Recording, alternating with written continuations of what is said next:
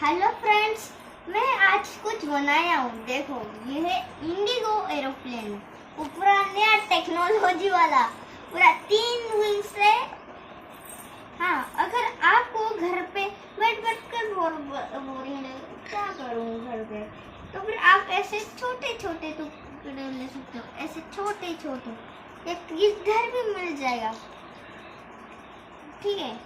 अगर आपको चलो, अगर ये प्लेन अच्छा लग रहा है तो फिर लाइक, सब्सक्राइब, शेयर और कमेंट करना तो बिल्कुल भी मत भूलना। इतना पूरा हाथ दुख गया है इसको बनाने के लिए, करते हैं ना।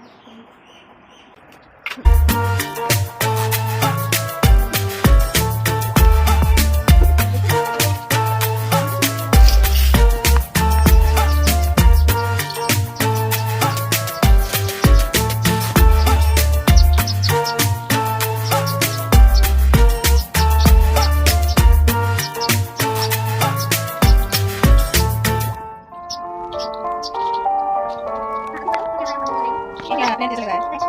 Nah, di rumah naik ke sini.